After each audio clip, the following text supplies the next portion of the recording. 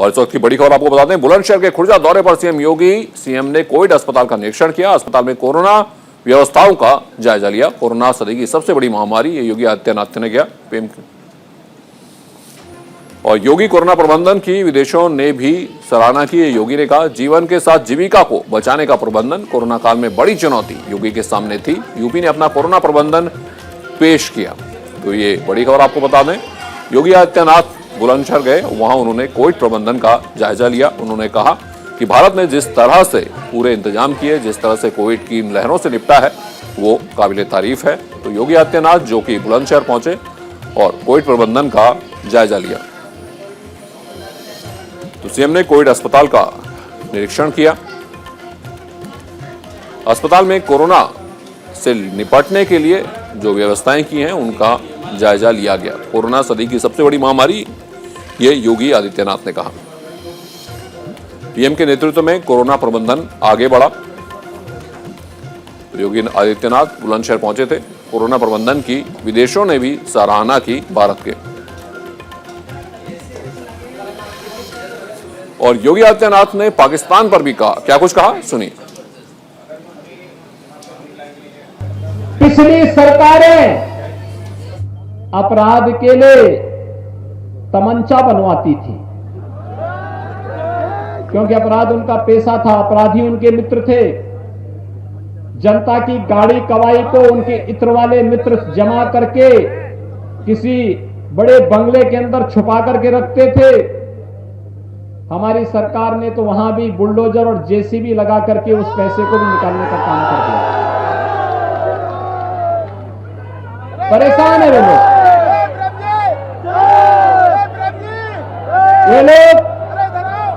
गरीबों की कमाई को लूटते थे, गरीबों का पैसा निकालते थे, खा जाते थे। गरीब को न राशन मिलता था, गरीब को न पेंशन मिलती थी, गरीब को कोई सुविधा नहीं मिलती थी। और भाइयों बहनों, हमारी सरकार ने, पिछली सरकार गरीबों को मकान नहीं देती थी, हमारी सरकार तो 43 लाख गरीबों को एक एक मकान दे दी है। 43 लाख गरीबों को। क्या कर रही थी पिछली सरकार? 15 करोड़ गरीबों को फ्री में राशन दे रहे हैं। पिछली सरकार नहीं दे पाती थी। ये सब राशन माफियाओं के हवाले चला जाता था, गरीब देखता रह जाता था। 2 करोड़ 61 लाख गरीबों के घर में एक एक शौचालय बना दिया गया। पिछली सरकारें नहीं बना पाती थी, उनका विजन भी नहीं था, विकास उनके एजेंडे का हिस्सा ही नहीं था।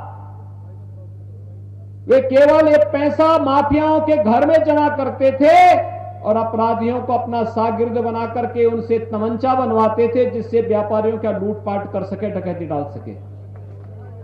लेकिन अब हम लोग बुलंदशहर के बगल में ही अलीगढ़ में डिफेंस कॉरिडोर बना रहे हैं। डिफेंस कॉरिडोर यहां पर बनी हुई तो जब भारत की सीमा पर गरजेगी तो पाकिस्तान को वहीं पर नाकों चले चलाना पड़ेगा।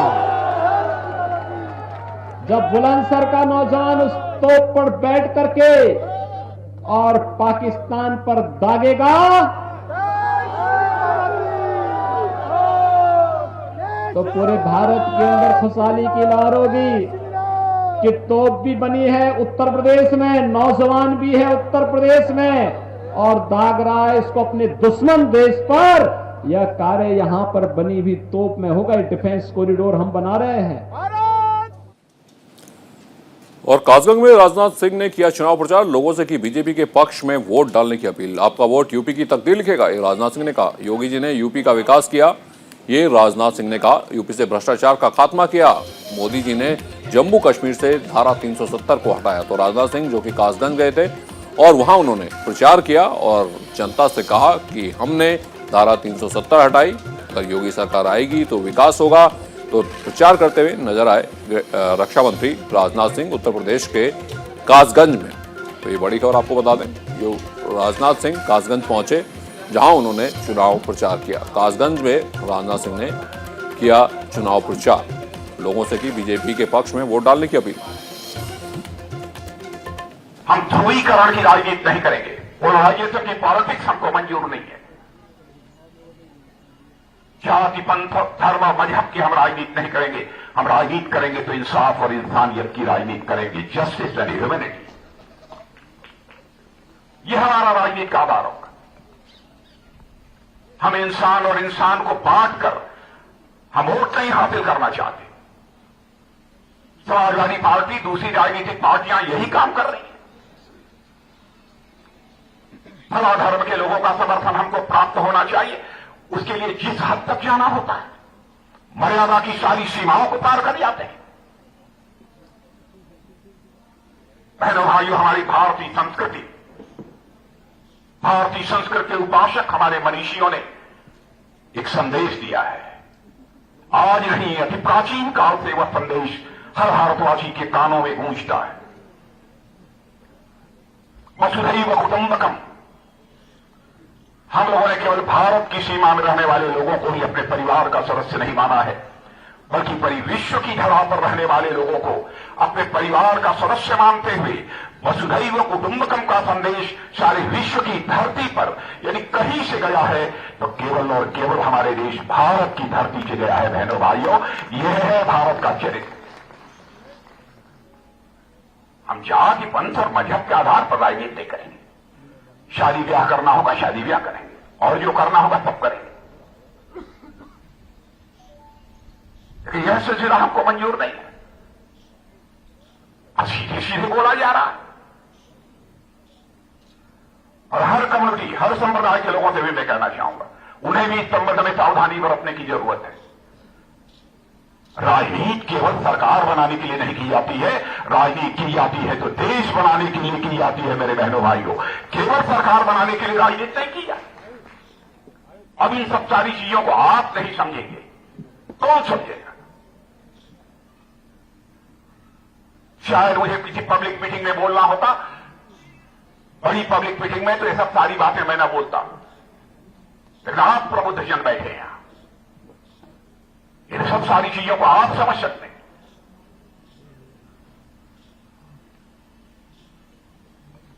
चाहे समाजवादी पार्टी हो, बहुजन समाज पार्टी हो, ये लोग प्रदेश के समाज को बांटकर, देश के समाज को बांटकर राजनीति करना चाहते हैं। यह हम लोगों को मंजूर नहीं है। हां, जहां तक सवाल था राम मंदिर का प्रश्न, राम मंदिर के बारे में कोई कहे कि जब भारत में राम का मंदिर नहीं होना चाहिए तो दुनिया में किस जगह राम का मंदिर होना चाहिए, इस कारण कोई आरोप नहीं लगा सकता। प्रारंभ में ही हम लोगों ने कहा था, जब तक हमारी सरकार बनेगी हम ऐसे हालात पैदा करेंगे कि अयोध्या की धरती पर भव्य राम का मंदिर बनकर रहेगा। बहनों भाइयों, हमने अपनी इस कमिटमेंट को भी पूरा किया है। और आपको सीधा लिए चलते हैं हाथरस, जहां जेपी नड्डा भारतीय जनता पार्टी के राष्ट्रीय अध्यक्ष प्रचार कर रहे हैं, डोर टू डोर कैंपेन कर रहे हैं। और ये तस्वीरें सीधा हाथरस से आपको दिखा रहे हैं, जहां जेपी नड्डा प्रचार कर रहे हैं भारतीय जनता पार्टी का। तो ये सीधी तस्वीरें हाथरस से, इस वक्त आपकी स्क्रीन पर जेपी नड्डा प्रचार कर रहे हैं हाथरस में। स्टार प्रचारकों की लिस्ट में है जेपी नड्डा का नाम, राष्ट्रीय अध्यक्ष भारतीय जनता पार्टी। और इस वक्त ये तस्वीरें सीधा आप हाथरस से देख सकते हैं, जहां पर जेपी नड्डा प्रचार कर रहे हैं भारतीय जनता पार्टी का।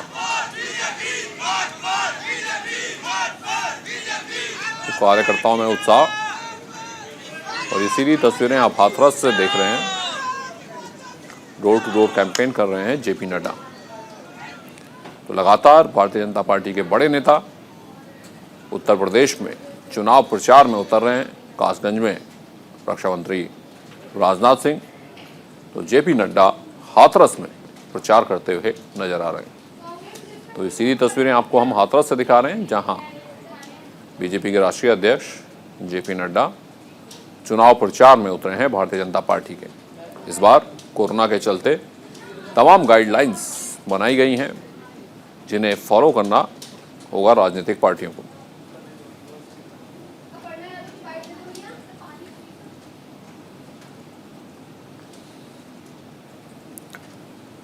बढ़ते आगे, 2 फरवरी को गोरखपुर जाएंगे सीएम योगी। गोरखपुर के 4 दिवसीय दौरे पर रहेंगे सीएम। पार्टी कार्यकर्ताओं से चुनाव पर मंथन करेंगे। 4 फरवरी को नामांकन दाखिल करेंगे योगी।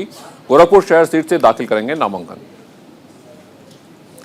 तो गोरखपुर सीट से नामांकन दाखिल करेंगे योगी आदित्यनाथ। योगी आदित्यनाथ जो कि गोरखपुर सदर सीट से चुनाव लड़ रहे हैं और तमाम तरह के कयास लगाए गए कि योगी आदित्यनाथ कहां से चुनाव लड़ेंगे। कभी अयोध्या का नाम आया तो कभी मथुरा का नाम आया, लेकिन फिर जो योगी आदित्यनाथ के लिए सीट चुनी गई वो गोरखपुर सदर की सीट चुनी गई और योगी आदित्यनाथ नामांकन दाखिल करेंगे। गोरखपुर वो जाने वाले हैं और वहां वो अपना नामांकन दाखिल करेंगे। तो ये बड़ी खबर आपको बता दें, 2 फरवरी को गोरखपुर जाएंगे सीएम योगी। 2 फरवरी को गोरखपुर जाएंगे सीएम योगी। गोरखपुर के 4 दिनों के दौरे पर रहेंगे मुख्यमंत्री। 2 फरवरी को वो गोरखपुर जाने वाले हैं। पार्टी कार्यकर्ताओं से चुनाव पर मंथन करेंगे योगी आदित्यनाथ। 4 दिवसीय दौरे पर वो गोरखपुर जाएंगे। 4 फरवरी को नामांकन दाखिल करेंगे योगी आदित्यनाथ। ये बड़ी खबर आपको बता दें, गोरखपुर शहर सीट से दाखिल करेंगे नामांकन। 2 फरवरी को वो गोरखपुर जाएंगे और उसके बाद 4 दिन के दौरे पर वो गोरखपुर में रहेंगे।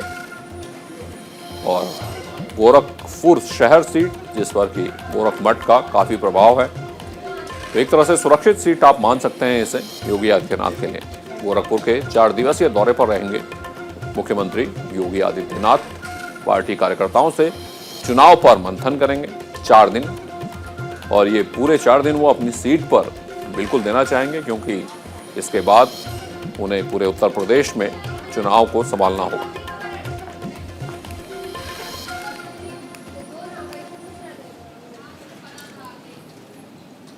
और अगली बड़ी खबर आगरा से, केंद्रीय मंत्री स्मृति ईरानी पहुंची नॉर्थ ईदगाह कॉलोनी। प्रभावी मतदाता संवाद कार्यक्रम में कर रही हैं शिरकत।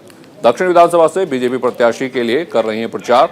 योगेंद्र उपाध्याय हैं दक्षिण विधानसभा से बीजेपी के प्रत्याशी। तो स्मृति ईरानी पहुंची हैं आगरा और वहां वो उम्मीदवार के लिए प्रचार कर रही हैं। तो ये बड़ी खबर आपको बता दें, स्मृति ईरानी पहुंच चुकी हैं आगरा, जहां वो उम्मीदवार के लिए प्रचार करेंगी। तो तमाम भारतीय जनता पार्टी के बड़े नेता उत्तर प्रदेश के चुनावी समर में उतरे हुए हैं। आगरा में केंद्रीय मंत्री स्मृति ईरानी पहुंची हैं। ये नॉर्थ ईदगाह कॉलोनी की तस्वीरें हैं। प्रभावी मतदाता संवाद कार्यक्रम में शिरकत कर रही हैं स्मृति ईरानी और ये तस्वीर भी आप देख रहे हैं। संवाद करेंगी कार्यकर्ताओं से। दक्षिण विधानसभा से बीजेपी प्रत्याशी के लिए प्रचार कर रही हैं स्मृति ईरानी। तो ये सीधी तस्वीरें आगरा से। योगेंद्र उपाध्याय हैं दक्षिण विधानसभा से भारतीय जनता पार्टी के प्रत्याशी। स्मृति ईरानी पहुंची हैं नॉर्थ ईदगाह कॉलोनी और यहां पर वो प्रचार करेंगी। प्रभावी मतदाता संवाद कार्यक्रम में शिरकत कर रही हैं स्मृति ईरानी। तो ये तस्वीरें सीधा आगरा से आप अपनी स्क्रीन पर देख रहे हैं। दक्षिण विधानसभा से बीजेपी प्रत्याशी के लिए कर रही हैं प्रचार।